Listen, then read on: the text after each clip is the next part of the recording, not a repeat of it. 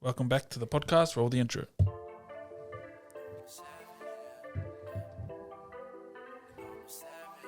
Yeah, they call me a savage.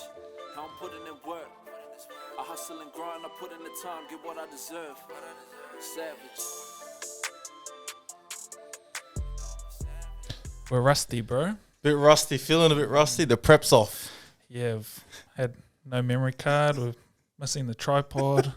It's been a couple of weeks. We've been on holiday. I've been in New Zealand. We've been in Philippines, and I'll take a photo of the tripod for it. Yeah, we've got a make believe tripod because Chero forgot it, and I forgot the memory card on Tuesday. Yeah, couldn't find it, and but we're back to it, bro. We're back on it, bro. Back on it. It's been a couple of weeks since we've done a potty. We've been sort of travelling and bit busy, both of us. Yeah.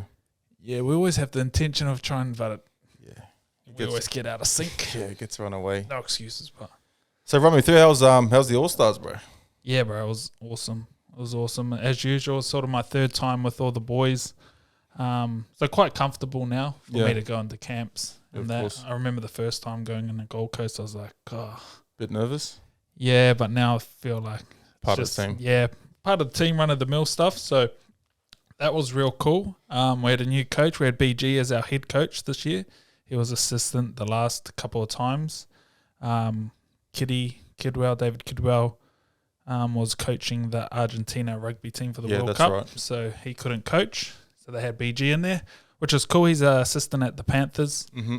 Oh, the Panthers now? Yeah. I thought he was at Tigers. He was, but yeah, now he's assistant at the Panthers. How good. And yeah, heaps of the boys say a lot of good things about him. He really knows his stuff, eh? Yeah, because we know him as BG back in Roosters days. Yeah, like borderline hate relationship at an early age, but then just because he used to pump us at training, he used to flog us, bro, fuck. and he was just a trainer. But then as you get older and you start to understand like his mentality around footy, he's very well educated. His footy IQ is very high. Yeah, he's really good at putting things together.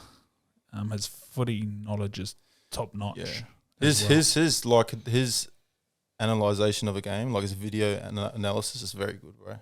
Yeah, even his I'm impressed with how he sets up sessions. Yeah, would have team meetings before and just he'd say this is how we want to run it. Yep, and it's on like the minute. Yeah, maybe down to the second. We want the timings right. We're moving to the stations. The boys are taking their drinks here while this guy's explaining.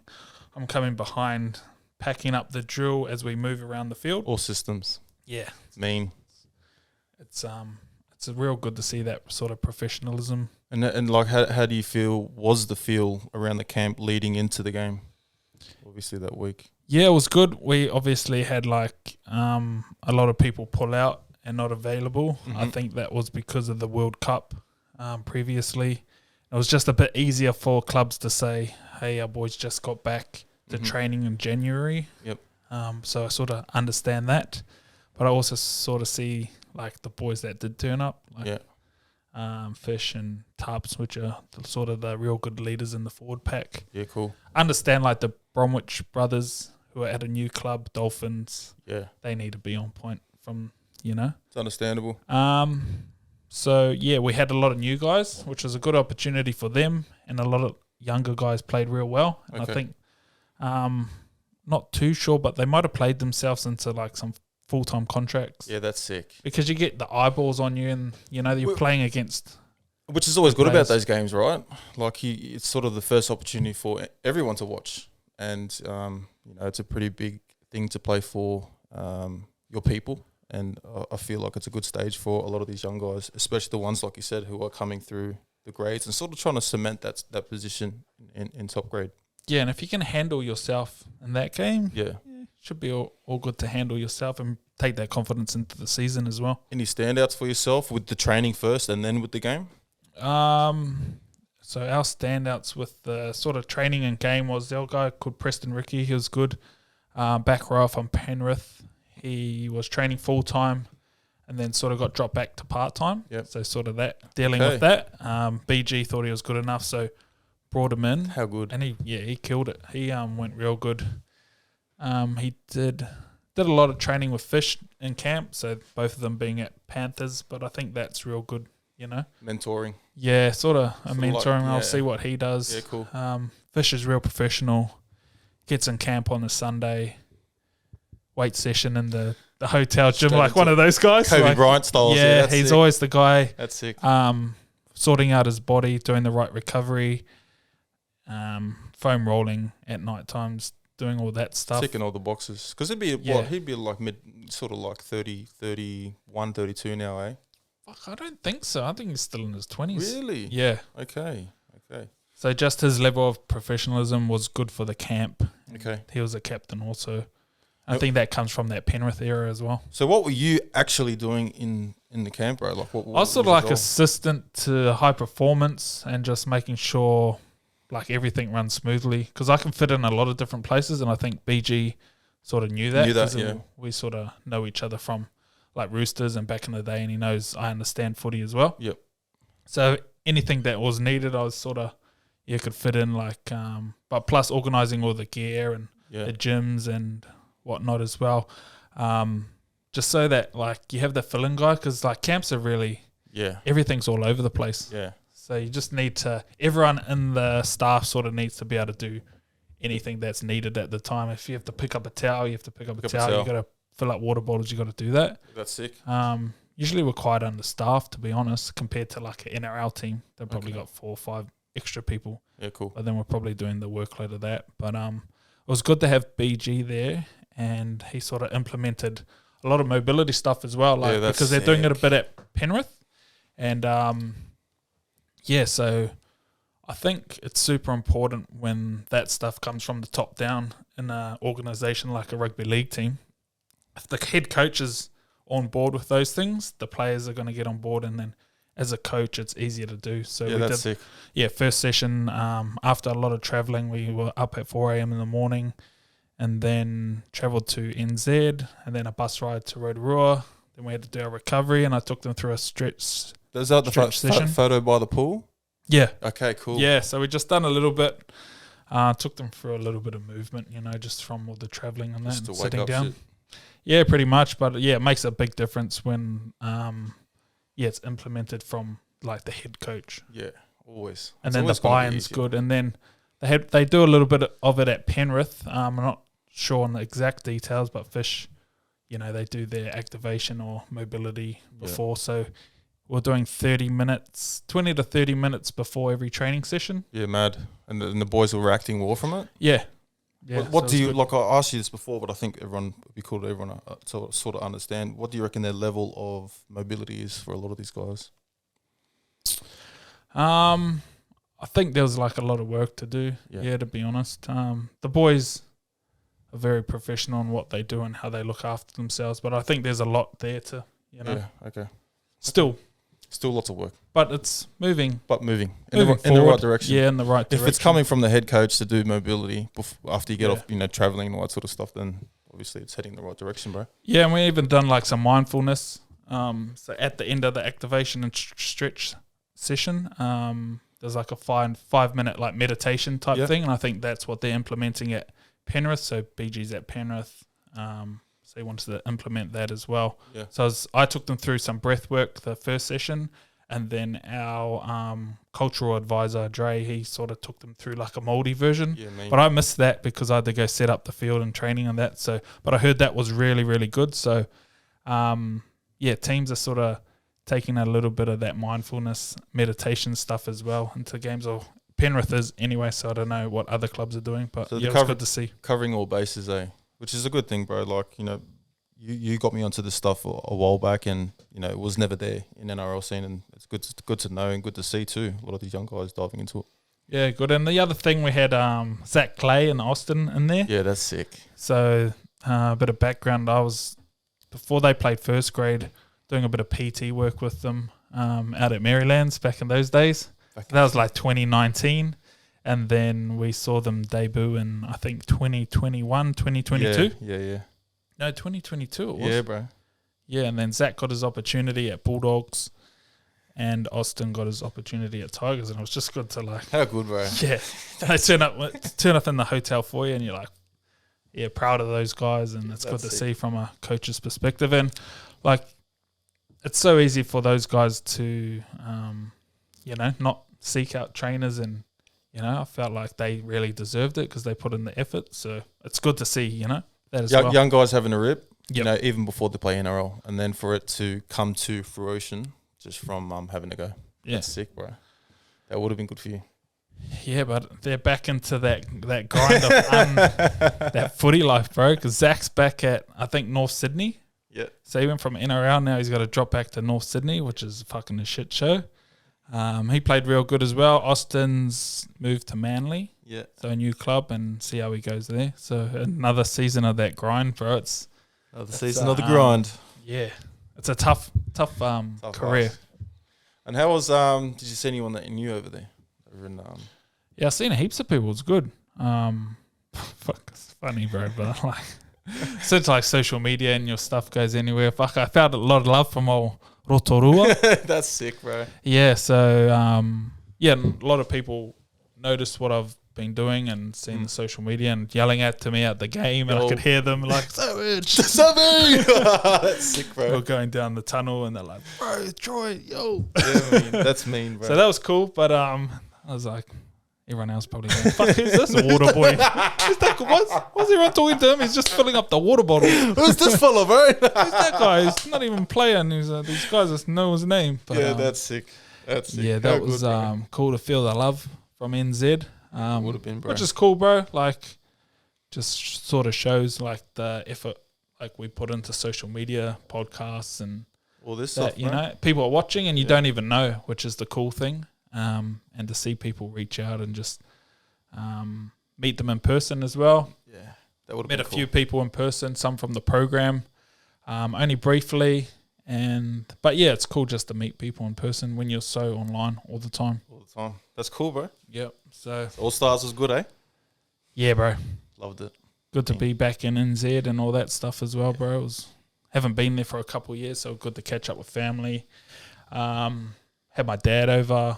Took him to like our jersey presentation. Oh, man. He loves that stuff. Yeah, like, cool. it's sort of, it was only open to like families and that. So sort of got to share that with him as well. That's cool. So yeah, got my footy, my family, my cultural stuff all in 1 week. 2 weeks. 2 weeks. That's right. Mean, bro. But it's good to be back in Aussie, I suppose. 100%, bro. So what about you? You were in the Philippines for 2-3 weeks? So 3 weeks, bro. Because of I'm unsure whether it was the flights. They were all being a bit jumbled because of what was going on in New Zealand. I'm unsure. But went over there for supposedly 2 weeks and then ended up staying for another week, for 3 weeks. It was good for the first 2 weeks, bro. Like, I was pretty on board. I was going hard.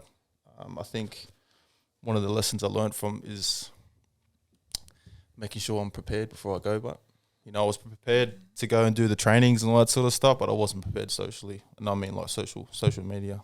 So there's lots of lessons come out from going to Philippines, but prep is always the key. And I was going hard for that first 2 weeks, but then I got sick. As soon as I got sick, bro, it's like everything just went fucking AWOL. The old belly. Yeah, the old belly was good. But yeah, it was good, man. Like, we went to, because I was supposed to, the place that we went to in Boracay, I was supposed to get married there. So we went and experienced it again, and it was a nice venue, man. It was good to sort of tick that box mentally for myself before coming back to Australia and ripping back into it.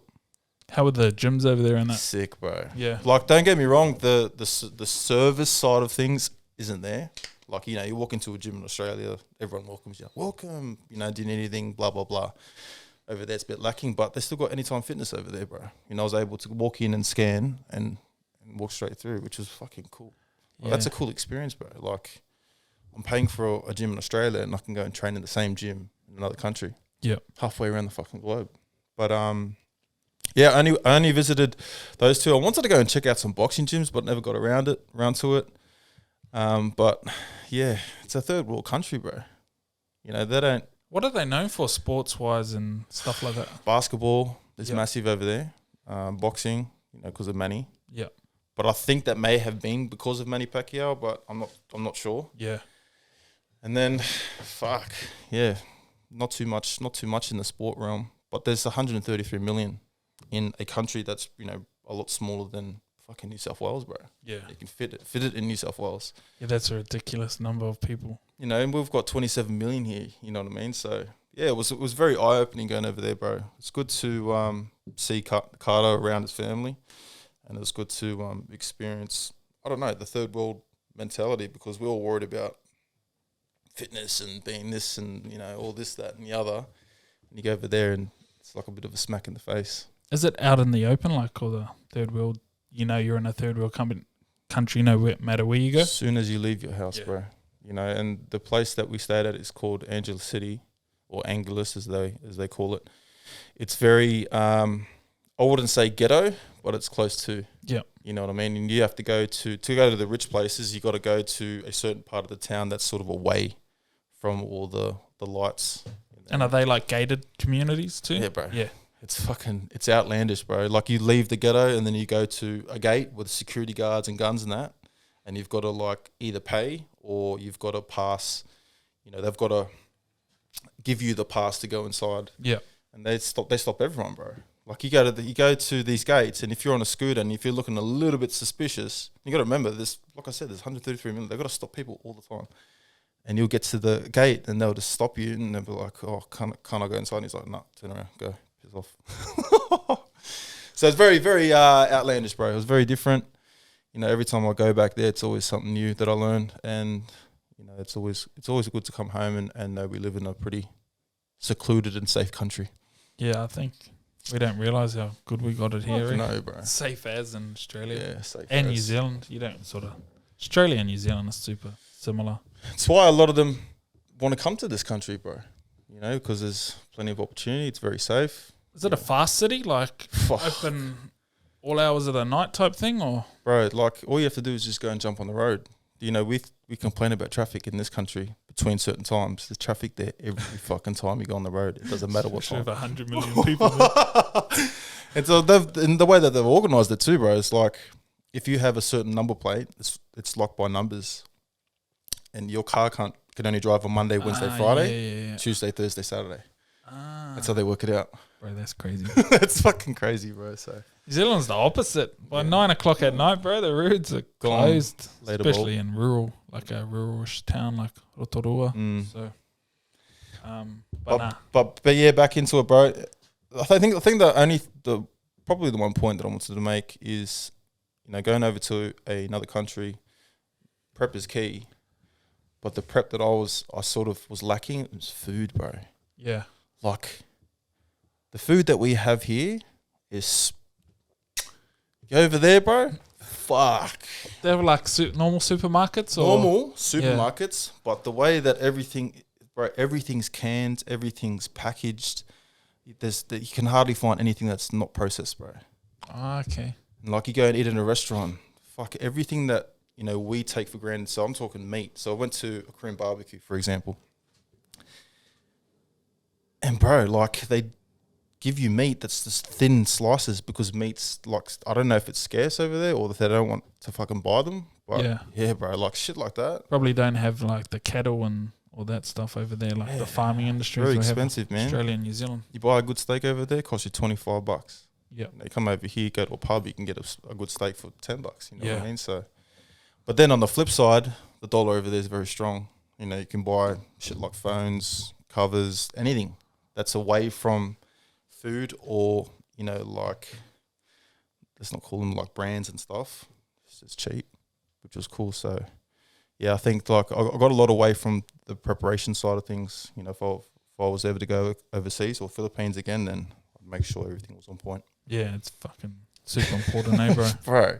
Otherwise, you just come back and you're trying to get back into it again, which is I'm still doing now.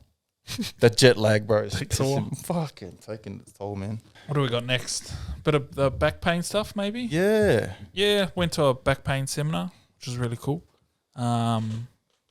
This year I've sort of decided that I want to do a lot more like seminar type things and educational seminars on movement, strength and all that. Yep. I think it's super important. I haven't been to one in a long time, and it was good to go up to Brizzy for the day and just learn from people that are, you know, speaking about different things in different ways, and it was cool. So it was like a back pain seminar. Mm-hmm. sort of run by Andrew Locke and another surgeon guy who actually does surgery on spines. Okay, so he's the guy that fuses the spine. So it's good to hear from him and his point of view and how he thinks things should work. A lot of it was just trying to manage that back pain with good movement to start. Yeah. Okay, he was speaking about how he can do a spinal surgery for someone, but if they're still going to move shit throughout, it's not going to really do much. Okay, so which I don't think people get. Yeah, good techie, but just even in just your normal life. Yeah. Picking up your kids off the ground. Yeah. Maybe you got a labour or a tradie type job where there's wood on the ground and you need to pick something up, not picking up with a bent spine. Very, they were very, what's the word am I looking for? Strong on how they thought of moving with a neutral spine. Yeah. Which I don't think much people get.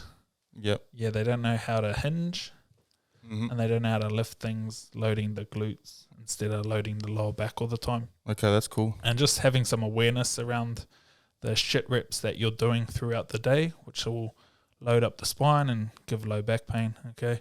They didn't say, and I think they're coming from the view like you don't always have to move like a robot in neutral spine all the time, but if you're suffering from back pain, then something needs to change. Yeah, that's cool. Which makes sense to me. Like we do flex spine position movements like the J curl, but I feel like that's under control.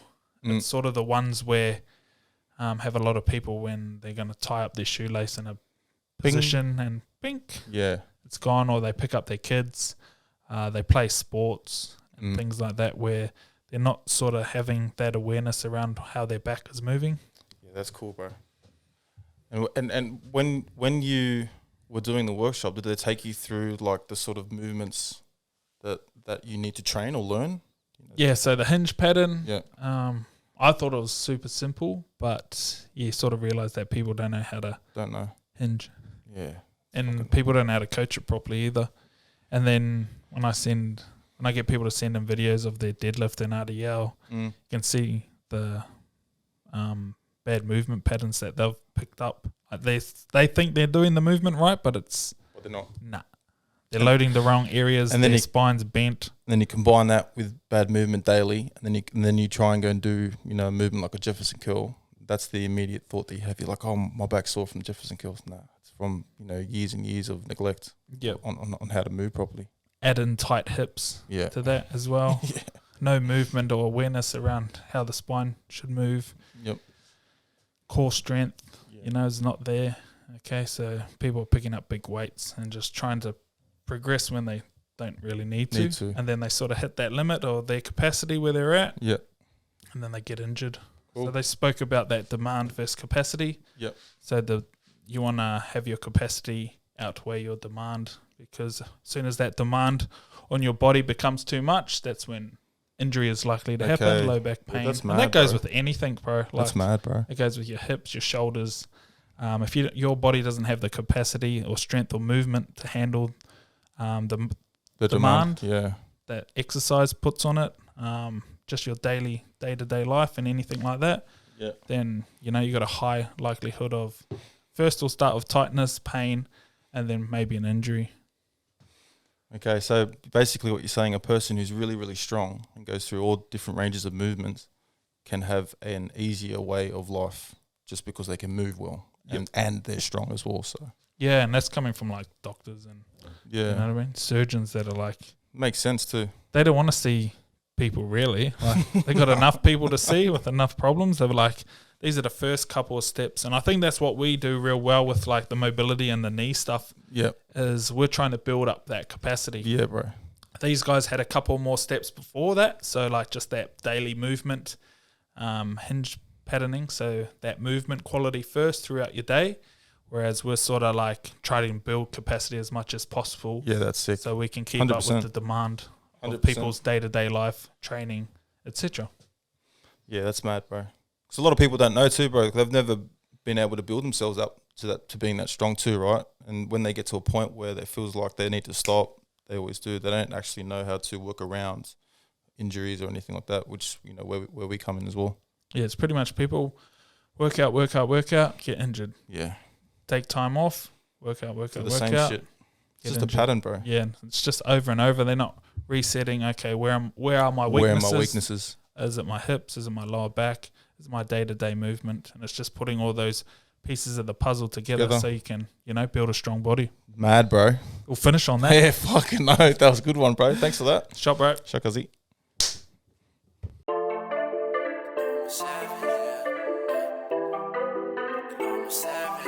Yeah, they call me a savage. How I'm putting in work. I hustle and grind, I put in the time, get what I deserve. Savage.